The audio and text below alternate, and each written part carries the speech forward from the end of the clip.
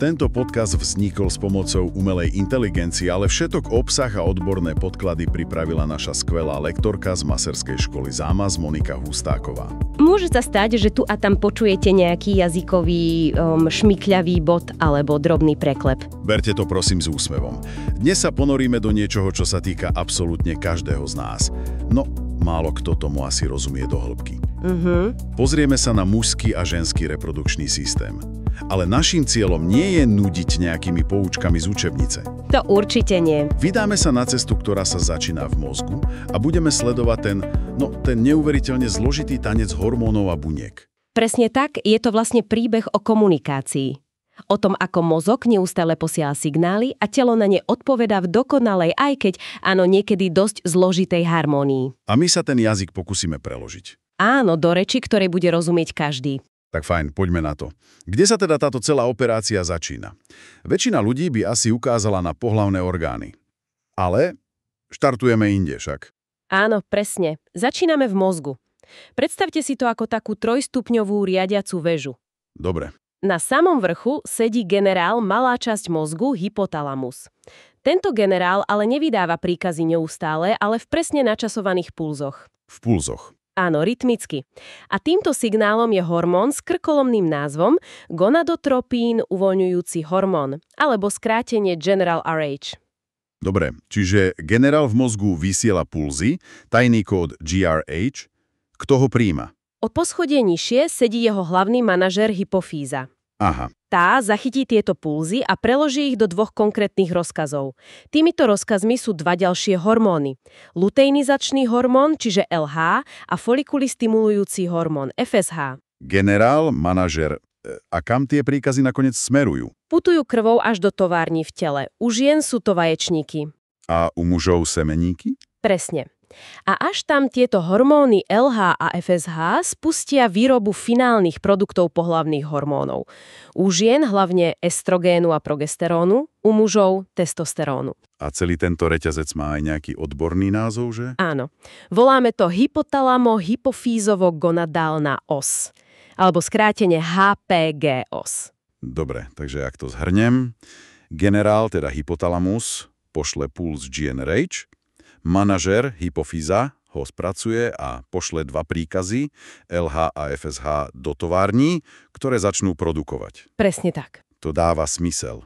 No a tu sa asi dostávame k tomu najzaujímavejšiemu. Tento systém nefunguje u mužov a žien rovnako. Vôbec nie. Ani zďaleka. A ten rozdiel je fascinujúci. U mužov si túto os môžete predstaviť ako taký termostat. Termostat. Áno, funguje na princípe relatívne stabilných, nepretržitých signálov. Cieľom je udržať hladinu testosterónu viac menej konštantnú. A keď je ho priveľa? Keď je testosterónu príliš veľa, pošle signál naspäť do mozgu, hej, spomalte, je ma tu dosť. Tomu sa hovorí negatívna spätná väzba. Udržuje to systém v rovnováhe. Jednoduché a efektívne. A u žien? U žien je to skôr ako riadenie zložitej symfónie, plnej dynamických zmien. Signály z mozgu sú výrazne pulzatívne a ich frekvencia sa dramaticky mení počas mesiaca. A v čom je ten hlavný zvrat? V tom, že estrogén, na rozdiel od testosterónu, nefunguje len ako brzda. Keď jeho hladina stupne nad určitú kritickú hranicu, zrazu urobí niečo úplne nečakané. A to je? Prepne sa a začne fungovať ako plynový pedál stlačený na podlahu. Počkať, takže ten istý hormón funguje raz ako brzda a raz ako plyn. Ako je to vôbec možné? Presne. A to je mechanizmus tzv. Pozitívnej spätnej väzby. Je to ako odpaľovacia sekvencia pre raketu. Hladina estrogénu pomaly stúpa. Odpočítavanie beží. Áno.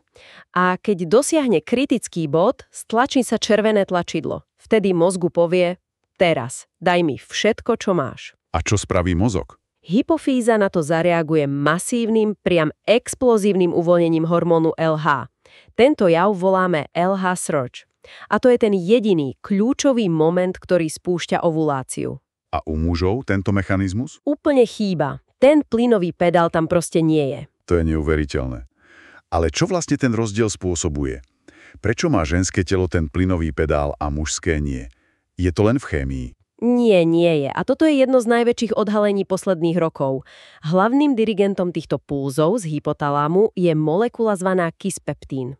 Kispeptín. A ukázalo sa, že ženy majú v mozgu v jednej špecifickej oblasti podstatne, ale naozaj podstatne viac neurónov produkujúcich tento kispeptín. Počkať, to je kľúčové. Chcete povedať, že ten zásadný rozdiel medzi mužským a ženským cyklom nie je len v hormónoch? Presne. Ale je doslova napísaný v štruktúre, v anatómii mozgu. Presne tak. Je to morfologický, teda štrukturálny rozdiel v mozgu, ktorý umožňuje vznik toho masívneho signálu pre ovuláciu. Je to vlastne hardware, ktorý umožňuje spustiť iný software. Ten rozdiel v mozgu je fascinujúci, lebo vysvetľuje to veľké prečo. Ale ako sa tento cyklický signál u žien premieta do praxe? Poďme sledovať tú raketovú sekvenciu priamo vo vaječníkoch. Dobre. Takže signál FSH z hypofízy je ako ranné budenie pre vaječníky. Povie niekoľkým folikulom, co sú vlastne malé vačky s nezrelými vajíčkami, aby sa začali prebudzať a rásť. A čo sa deje v nich? Vo vnútri týchto folikulov sa odohráva zaujímavá tímová práca. Pod vplyvom hormónu LH začnú jedny bunky, tzv. TK bunky, produkovať androgény. Androgény? To sú predsa mužské pohlavné hormóny. To mi nejde do hlavy. Prečo ženské telo potrebuje ako medziprodukt niečo, čo považujeme za mužský hormón? Je to skvelá otázka. Príroda je proste efektívna a toto je pre ňu najjednoduchšia chemická cesta. Tieto androgény sú len surovinou. Aha, rozumiem. Okamžite putujú k susedným bunkám, granulocytovým bunkám, kde už čaká hormón FSH. Ten aktivuje enzym menom aromatáza, ktorý tieto androgény bleskovo premení na estradiol. A to je hlavná forma estrogénu? Presne. A práve tento stúpajúci estrogén je tým palivom pre našu pomyselnú raketu. A potom príde štart. Ovulácia. Ájo. Keď hladina estradiolu dosiahne vrchol, spustí sa ten masívny LH surge. Táto tlaková vlna spôsobí, že najväčší dominantný folikul praskne a uvoľní zrelé vajíčko. Kam potom ide? Je jemne zachytené takými prstovitými výbežkami na konci vajíčkovodu a vtiahnuté dovnútra. A vajíčkovod nie je len nejaká pasívna trubica však. Vôbec nie, je to luxusná VIP cesta. Je to miesto, kde najčastejšie dochádza k oplodneniu a jeho steny aktívne vylučujú živiny a rastové faktory. Vytvára dokonalé prostredie. Dobre, a medzi tým sa dejú veci aj inde, predpokladám. Áno, a hlavne v maternici. Zvyšky toho prasnutého folikulu vo vaječníku sa premienia na dočasnú hormonálnu tovareň. Akú? Volá sa to žlté teliesko. To začne vo veľkom produkovať progesterón. A progesterón je ako dizajner, ktorý pripravuje detskú izbu. Tým myslíte sliznicu maternice? Presne. Robí ju hrubšou, mäkšou a plnou živín, aby bola pripravená prijať oplodnené vajíčko. Ak uhniezdeniu nedôjde, žlté teliesko zanikne, hladina progesterónu klesne. A to je signál na spustenie menštruácie. Presne tak. A čo samotné oplodnenie? Keď sa spermia a vajíčko konečne stretnú. To asi tiež nie je len také jednoduché spojenie. To vôbec. Je to skôr ako odomykanie zležitého zámku.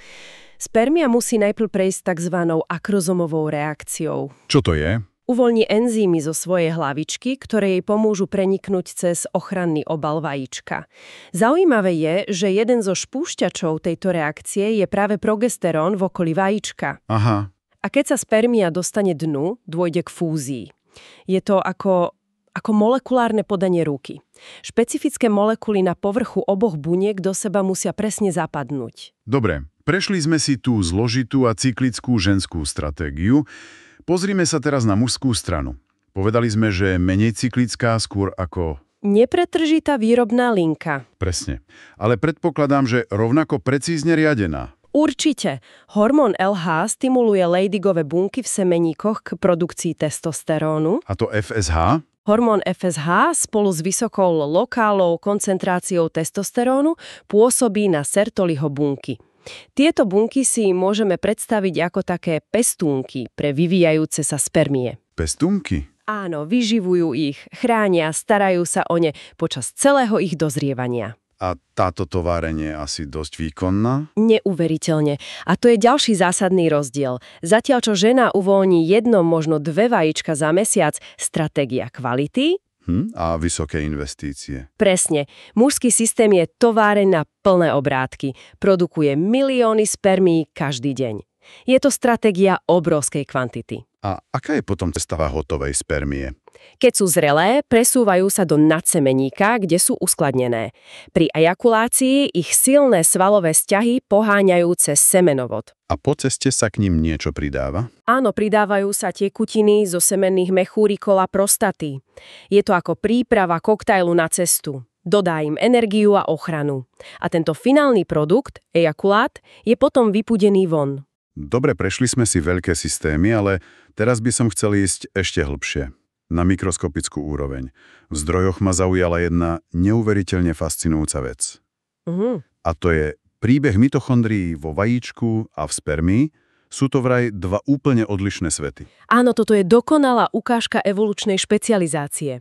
Všetci vieme, že mitochondrie sú bunkové elektrárne, ale majú aj svoju vlastnú DNA. Ktorú dedíme od matky. Výlučne od matky. A teraz zistíme prečo. Tak prečo? Prečo sa otcovská mitochondriálna DNA neprenáša? Pretože mitochondrie vo vajíčku a v spermii majú úplne odlišné misie. Tie vo vajíčku sú malé, jednoduché a ich metabolizmus je zámerne utlumený. Sú v takom hlbokom úspornom režime. Prečo? Ich hlavnou úlohou totiž nie je vyrábať energiu, ale ochrániť svoju DNA pred poškodením voľnými radikálmi, ktoré pri výrobe energie vznikajú. Takže sú ako nedotknutelný architektonický plán bezpečne uložený v trezore? Perfektné prirovnanie. Naopak, mitochondrie v spermii sú ich absolútnym opakom. Sú to vysokovýkonné motory pretekárskeho auta. A tie idú naplno? Idú na plný plyn. Sú metabolicky extrémne aktívne, chrlia energiu, aby poháňali bičík na jeho zbesilej ceste k vajíčku. Ale táto vysoká rýchlosť má svoju cenu však. Obrovskú. Pri takom výkone produkujú oveľa viac voľných radikálov, ktoré poškodzujú ich vlastnú mitochondriálnu DNA. A preto ich embryo nechce. Presne. Je pre nej evolučne výhodné, aby sa táto opotrebovaná a potenciálne poškodená DNA ďalej neprenášala. Po oplodnení sú mitochondrie spermie aktívne zničené. A zostane len ten nepoškodený plán z vajíčka? Presne tak. Do ďalšej generácie prechádza len ten nedotknutý plán. Takže, ženská línia chráni genetickú informáciu tým, že ju drží v spiacom režime, zatiaľ čo mužská línia vsadí všetko na jednu kartu. Maximálny výkon aj za cenu seba zničenia. Je to nádherný príklad. Dobre, a teraz sa dostávame k niekoľkým zaujímavostiam na záver. Začnime niečím edukačným, čo pekne zhrnie to, o čom sme hovorili. Dobre, takže hoci mužský aj ženský reprodukčný systém riadi tá istá hormonálna os mozgu, stačí jeden malý anatomický rozdiel. Ten vyšší počet kispeptínových neurónov v ženskom mozku. Presne. A výsledkom sú dve úplne odlišné životné stratégie.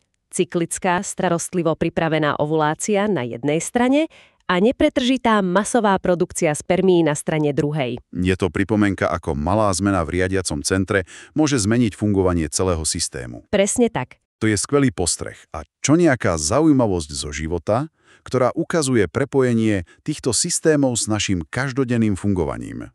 Tu je veľmi jasný príklad. Stres. Stresový hormón kortizol je taký silný, že dokáže doslova vypnúť celú túto riadiacu os v mozgu. Vypnúť? Áno. U žien to môže viesť až k stavu, ktorý sa volá hypotalamická amenorea, teda vynechanie menštruácie.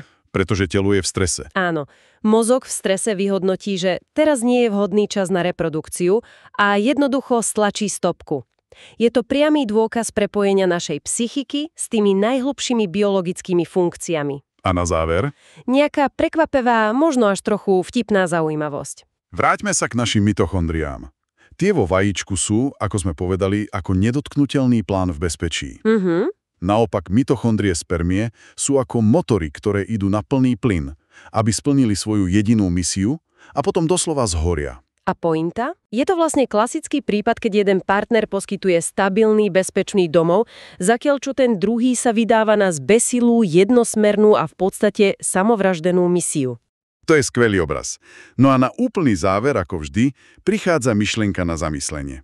Pohlavné hormóny ako estrogén a testosterón zďaleka neriadia len reprodukciu. Receptory, teda akési zámky, pre ne sa nachádzajú po celom našom tele. Kde všade? V imunitnom systéme, v srdci, cievach a najmä v mozgu, kde ovplyvňujú našu pamäť, náladu, odolnosť voči stresu či riziko rôznych ochorení. To vyvoláva otázku, ktorú by sme dnes chceli nechať otvorenú. Do akej miery sú základné aspekty nášho zdravia, nášho prežívania a možno aj našej osobnosti neustále formované týmto neviditeľným prílivom a odlivom mocných reprodukčných hormónov, ktoré pulzujú našim telom každý jeden deň.